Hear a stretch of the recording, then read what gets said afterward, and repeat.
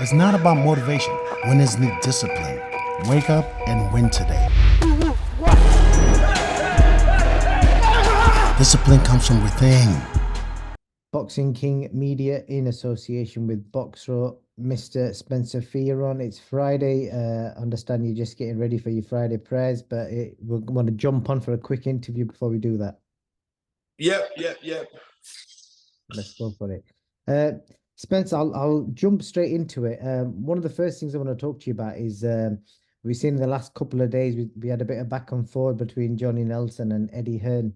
The subject topic was Anthony Joshua, and I think Johnny's gone on TalkSport and basically made the point that Anthony Joshua achievements will be forgotten about if he loses to Ngannou, and he basically suggested that the risk and reward in that fight, the risk outweighs the reward in that fight, and he's saying it's a risky fight.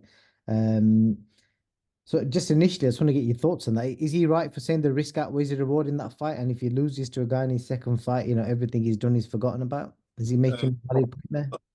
You know what? Johnny Nelson is correct for Johnny Nelson. Johnny's my really good friend, right? So I don't want to say nothing out of line. When I'm joking with Johnny, we're joking about. Like, Johnny Nelson is entitled to he's giving his opinion, right? It's an educated opinion simply because the man, is Britain's second longest reigning champion, holding the WBO world title for 7.5 years, okay?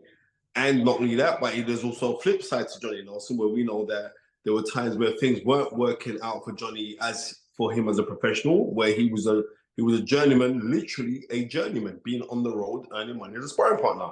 He's got great knowledge. I think now what we're getting with Johnny Nelson is, I think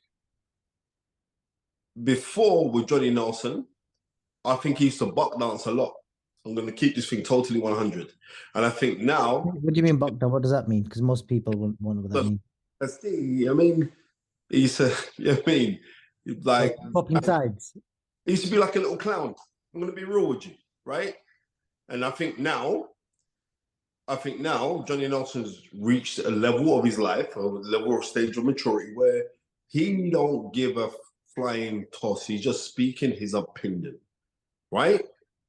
And you don't have to agree with it, but what you do have to do, you have to respect it. You have to respect it for the things that the man's done.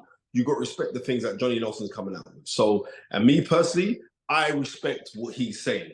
I don't have to agree with it, but I have to respect it, right? Because let's be realistic. I've spoken about this a few times. And you were out there, you were out there in Riyadh, October 28th. Tyson Fury. What shot dropped Tyson Fury? Was it not the left hook? It was. Thank you very much. It was a left hook. What shot is Anthony Joshua greatly susceptible to? Dylan White fight, left hook. Andrew Ruiz, left hook. He's susceptible to it. And we're dealing with a guy that can really punch. The reason why I know how strong he is, I spoke to John Fury. We know how ridiculously strong Ngannou is. A very, very strong man, right? So Johnny Nelson's right, because he's thinking, well, you know what?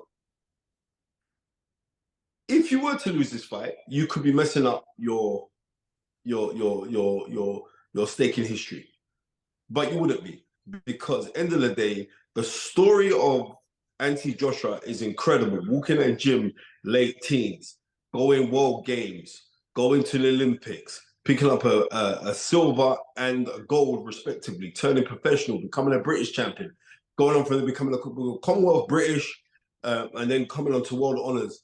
You can't knock that. His resume is very, very strong, right? So if I'm sitting back as someone like Eddie Hearn, I would feel aggrieved by the things that Johnny Nelson's saying, right? But the thing about it is this, just because somebody says something that you don't agree with, it's not coming from a standpoint of being malice. Because what I do believe, and this is me just being honest, right? I do believe that Johnny Nelson was very much a company's man, right? And he just knew how to play the game. But like, I'm just being real. I think Johnny Nelson's reached a stage in his life now where he's had enough. And he's saying, listen, I'm just speaking my mind, long business. And for that, I've got to respect him. But let's be real. I heard Eddie Hearn's comments when Eddie Hearn is saying Joshua gave everybody a job. And let me tell you this now. Let's be real. Joshua, anti-Joshua, yeah, it was like a culmination. Anti-Joshua being with Matchroom, being with Eddie Hearn, right, off of the back of George Groves' car FROCH. It was off the back of that. Those guys ignited the fuse, yeah? So the fuse was lit. What anti-Joshua did, he shortened the fuse to the dynamite for the explosion. That's what anti-Joshua did. Because when anti-Joshua came into the game, that's when money, real money, started to come back inside Great Britain. Till off the back of that, then at the time, we had like 12 world champions. It was just, boxing was just buzzing. And a lot of that is because of Anthony Joshua. A lot of that had got to do with Robert McCracken as well, and the success that the GB squad got in the 2012 Olympics, and the mere fact that the Olympics were in London as well. All of that culminated to this massive growth, to the massive growth of the funding that was gone through. So it's all interlinked, it's interwoven, and it leads back to the guy that became the superstar, and that's Anthony Joshua. So Eddie Hearn's right as well. Anti-Joshua put people on, and that's the truth. Well, there's another argument to that as well, because, that topic of, who revived British boxing. I've seen Carl Froch, he's mentioned it as well, where he was the one, when he fought George Groves at Wembley, he kind of started off that big trend of Wembley Stadium fights. And funnily enough, AJ actually fought on the undercard of Carl Froch, George Groves too. Do you think he played a part in that as well? I was at that fight. So sorry, I didn't hear. What did you say, bro? Did Carl Froch play a part in that? Of course he did. I said Carl Froch. Because we're giving the credit to Anthony Joshua, and what I'm saying is that he's Carl Froch a part of that. Carl Froch, no, don't get twisted. Carl Froch brought it to, but let's be real, yeah? Carl Froch paved a way. He was incremental in paving that way, yeah? But anti-Joshua took it to another level, right? Anti-Joshua took it to the hemispheres, somewhere that Carl Froch couldn't dream of getting to. So that's not me knocking Carl Froch, because his accomplishments, like I always used to call him, the son of Ned Stark from Game of Thrones, because he was just that tough man. But anti-Joshua took it to another level, because anti-Joshua took it to the point of continuity. Carl Froch did it at the tail end of his career, right? And also, when Carl Froch is saying that we brought that, Carl Froch needed a nemesis, and he had that in George Groves, and the public bought into it, right? But if Carl Froch and George Groves didn't have the abrupt ending that it had, so they've got to give massive props to Steve Foster as well. Well, sorry, Harold Foster, Harold Foster, referee, who stopped it early, right? Was it Harold Foster that stopped it early? I can't remember. It was Harold Foster, yeah. I mean, got more than they remember, right? So I'm saying to you, so it was that where everyone said, nah, you got hard done by it. And that's when people thought, yeah, we'll go out there and we'll buy this again. But if you turn around on numbers, right? On numbers, there was a death in British boxing from the time of the retirement of Chris Eubanks Sr. Yeah? There was a kind of death because boxing came off of terrestrial. Then Ricky Hatton came in and smashed it to bits. Because when you say like selling out stadiums, right? Ricky Hatton versus One Lascano in Manchester, I think they had 40,000 fans, right? So let's not think like there hasn't been numbers. There's been numbers out there, bro. So everyone wants to try and jump and say, well, I want to take credit. I want to take credit. I want to take credit. With Carl Froch, it is like fair play to Carl Froch, because he paved the way for other guys to come and stand on his shoulders. That's what happened. But Anti-Joshua stood on his shoulders, but has taken it to another hemisphere. Trust me. Interesting that. And the other thing we touched on it there, you mentioned the term company men. That's another thing, as we're talking about Carl Froch, because I've seen a lot of debate recently where you'll see fans talking about the commentary teams on the zone, especially. There's been a lot of criticism about Darren Barker, Tony Bellew, and there's a suggestion why aren't people like Carl Froch on the zone? Is it an element of when people are working for certain channels, you've got to kind of go with the home guy? And also, do you think that's the reason why Carl Froch isn't working for any TV station at the minute because he's too honest for his own good? Carl Froch doesn't need to work for a TV station.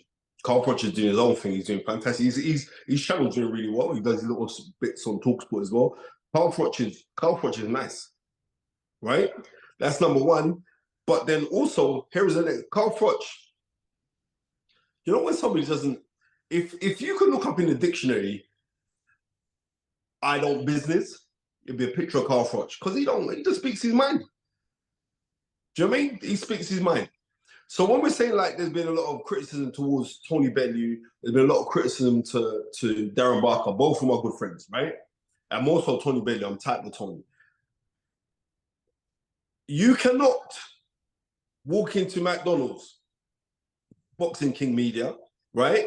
And someone's working behind McDonald's and they're telling you, I think you should go to Burger King and try their Whopper. You're not going to get that. You're not going to go into Burger King and they're going to say, I don't think you should go and get the fries from Burger King. I think you should go to McDonald's. If you're an employee I see where you're going. It's a good analogy. Okay. If you're an employee of somewhere, you have to big up who your employers are. Otherwise, you're going to get ousted from your job. Or when you have too much mouth, they're definitely going to feel threatened by that, and you're not going to be there. So those men who are in those roles have to play their part. This is just how it goes. But I know is that when there's certain people who have spoken the truth, I'm not going to call their names because we all know who they are, who have spoken the truth, and they've been ostracized for it. They've been seen as a liability. They're seen as, well, you're meant to be bigging up our golden boy, you haven't. You've actually told the truth. And that's something that would have been cool if you're in your home, in your living room. But if you're speaking it on our base, where this is a business, then we're just going to decide that you have no business here. And that happens time and time again. But me personally, I would prefer somebody to come out and be truthful and tell it how it is. Do you know what I mean? I would prefer that. Don't try it. You've worked TV gigs as well. You've done commentary before. I know you've not done anything for a while, but have you ever been told to run a certain narrative? No, I'm going to break this one down to you. What it is this, yeah? And that's why I thank God to Tunde Ajayi for saying, let's start the fight is right, so we can speak our mind and we get mad numbers. And it's now an award-winning podcast, so big up for you. You know what I mean, man? That's how it goes is this. You're not actually told to tone down the tonality, yeah? But after you say something that goes against the narrative, you'll get pulled and say, well, why did you say this? And why did you say that? It's happened to me many times, right? You get pulled. But you know when you're young and you just don't care? So a lot of people will get into their positions and they'll just have to play the game, you know what I mean? Or they'll buck dance, you know what I mean? Like, and you know what I mean? The real ones won't do that. The real ones will speak their mind. So thank God for channels like Boxing King Media, for other channels like Boxing Social, you know what I mean? Like Boxing News, like other channels that are regurgitating out stuff right now. Boxer do a great little bit. Yeah, I mean, big up Savage Dan and what's it? Miles Fearon is actually my cousin. We're distantly related. But yeah, so big, all those kind of, because we've got so many different channels now, you know what I mean? Where people can actually speak their mind, right? I'll tell you a massive thing is this, right? People complain a lot, yeah, about TalkSport, right? And I know that Johnny Nelson went on TalkSport the other day to give his opinion, right? Johnny Nelson will speak his mind on TalkSport, but remember, TalkSport aren't producing any product. As soon as TalkSport start producing product, would Simon Jordan, if Simon Jordan was promoting Anthony Joshua, would he be so critical? If he was working with Tyson Fury, would he be so critical? So everybody plays the game. The ones who don't play the game, like myself, I just speak my mind, I don't business, right? then you're going to be less inclined to get those roles because they're going to, oh, well, you're going to be a bit of a liability. And, oh, yeah, I mean, what I've noticed in this kind of thing is this, everybody wants to be everyone's friend. Right? That's probably in every type of job and environment. Exactly. That's why it's best to be self-employed. You can work your own hours. You can work from home. You can do what you want to go and do, but that's the best way. Do you know what I mean? That's how it goes. That's it. I think you gave some good insight there. The other thing I want to speak to you about, and probably a short answer for you. I spoke to, well, we spoke to Tunde a few weeks ago, and he basically said his statement was that Anthony Yarde is the biggest name in British boxing after Tyson Fury and Anthony Joshua. Eddie Hearn done an interview the other day, and he basically said it's Conor Benn. In short, Spence, who's right? Who's right?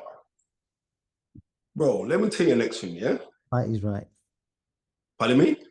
I Yeah, just yeah, exactly. You got that one. No, the fight is right. It's definitely right. Every Sunday at 8 o'clock, tune into the YouTube channel. But no, I'm saying this. Numbers do not lie. And that's what Tundi was alluding to. He was saying, look at the numbers generated by Anthony Yarde, and the eyeballs on Anthony Yarde. The eyeballs on Anthony Yarde when he fights. And he just broke it down what they were. That's what he's doing. He's going by statistics. That is what he's saying. So he's justified in saying that, right? Eddie Hearn saying, no, he believes that it's Conor Benn. Right now, Conor Benn has issues that he still needs to deal with. He still needs for those things to be addressed. And Conor's my guy. I back him. But what I'm not going to do, I'm not going to be divided over who does this and who does that. Everyone's going to have their own personal preference. And Eddie Hearn promotes Conor Benn. He has to say that. Seriously, he has to say that. But what I do know is this: I know the one who gets the better traction when it comes to social media. All right, I know the one that I know. So, and that's nothing against Conor Benn because Conor's my guy. But trust me, if all of the nonsense about the failing drug test never come out, Conor Benn was shooting for superstardom. I think his inactivity is dampened his stuff, and not only that, but he's had two combat fights right now, and I'm just keeping it 100. They've been lackluster, but I understand why they've been lackluster because I think he's got a lot of personal stuff that he's got to address himself. see. The other thing is like Tunde talked about the YouTube numbers, but I saw some people in the comments were saying that Conor's got a bigger Instagram following and Facebook, Twitter following. So which following do we follow? Do we follow the views on YouTube or do we follow how many people actually follow these sports stars? Bro, do you want to keep this thing totally 100, yeah? I don't get too gassed about Instagram followers and who's got a bigger following, right? And the reason why is because it's not how many people are following you, it's who's following you. You feel me? Right? And it's not me to try and like pit one person against another person because I haven't got time for that. You know what I mean? I wish both young men really well. I'm close to both of them. You know what I mean? So I wish them nothing but the best. That's what I'm saying. And Conor's real. You know what I mean? Conor's real. Conor's coming from a lineage. His dad's a boxing icon, a legend. Let's don't get twisted with that. You know what I mean? Nigel Benn is a legend. So you're the son of a legend. But unfortunately, at this present moment, people are firing a lot of shots at Conor. And I think people are justified in firing those shots because they're saying, well, you need to clear up your issues with the failed tests. I think that's the major thing because you're not fighting over here in the UK. And the numbers that you're getting when you're fighting abroad ain't the numbers because people want to see you fight here. So I do hope that Conor Benn can sort out all of those issues and come back here and give us the fights that the British public want to see. Because Conor Benn can fight. Let's be real. The next thing I want to speak to you about, and I'll probably leave it on this, is that it's been a big talking topic in the last couple of days. This whole situation with Dalton Smith and AZIM. we've seen some tweets go out from Adam's account yesterday, basically saying that I've been on holiday and I've come back to people wanting to fight me, desperation, etc. And Eddie Hearn's basically said he knows that Boxer will pull him out. What's your take on this whole situation? Is it too early for him? Should he take the fight? Are they going to pull out? And if they do pull out, does it look bad on him? You know, that whole scenario. No, you know what? Listen, let me tell you this, yeah? You should never pull out. And I think Eddie Hearn's just golden right now. Eddie Hearn's a master now. One thing you got to give Eddie Hearn. Eddie Hearn, he's on it. And also, Eddie Hearn is so for his fighters. If you're with him, he's that guy. If you're with me, I'm doing and dying for you, right? Unless your name's Dylan White. But everyone else, right? I've said it, I'm not taking it back. Right, but everybody else, he's do or die for his fighters.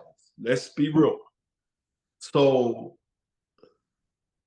I hope that Adam AZIM takes that fight. You know what I mean? That I really do.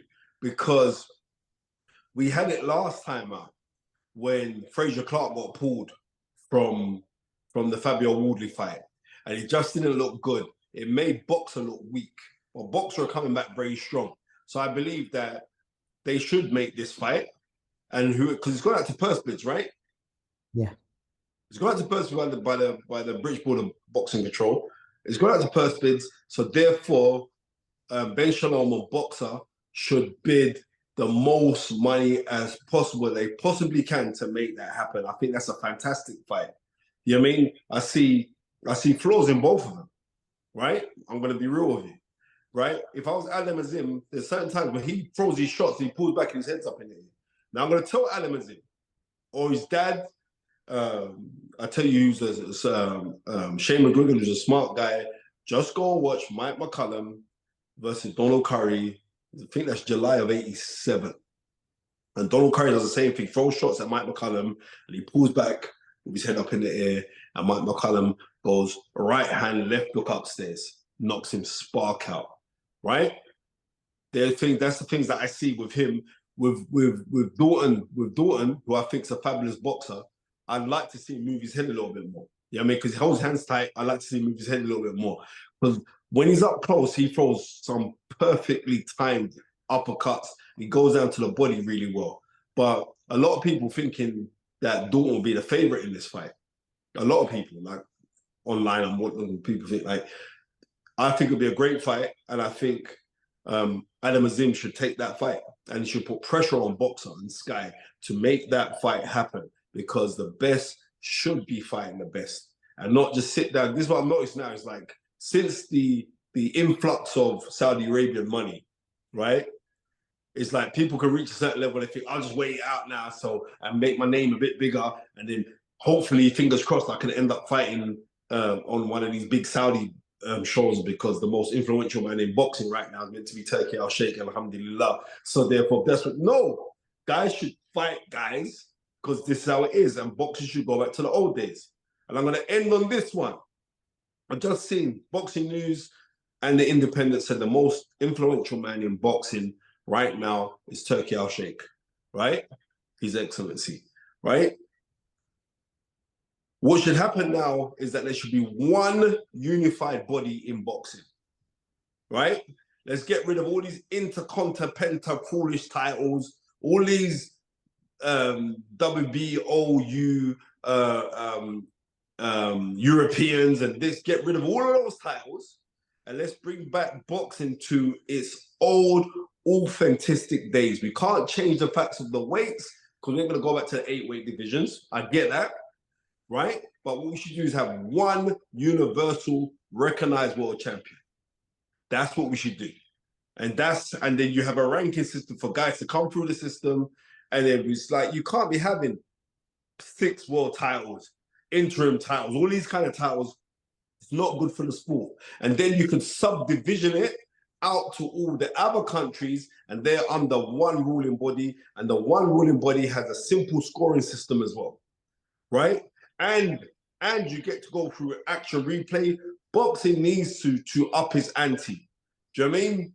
Just like what you're seeing in American football, where you see coaches, they got the headphones in and all the rest of it. That should be also given out to like in corners. Like, you know, it's rulings not to speak when your trainer is talking to you, but like when you're giving advice out, you're meant to have somebody on the outside watch it in to send that information to the corner, because you're only watching boxing from one part. If you're a trainer or you're a cornerman, you'll watch it from that side of the ring post where you're plotting to see. You can't see the whole thing.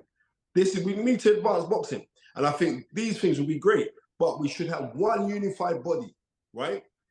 That's what should happen. And everybody comes in alignment, just like we have FIFA. We should have the same thing in boxing. And I think Turkey Al-Sheikh is the person to go and do that. Some good thoughts there. Somehow I can't see that happening overnight, but if anyone can make it happen, the people in Saudi Arabia definitely can. Spencer, appreciate your time, and we'll catch you soon. Yeah, keep me in your prayers when you go Juma. All right, assalamu alaikum, bro. Love. Take care, brother. Yeah. I got a question for you. Where can discipline take you? Discipline points you towards your goals.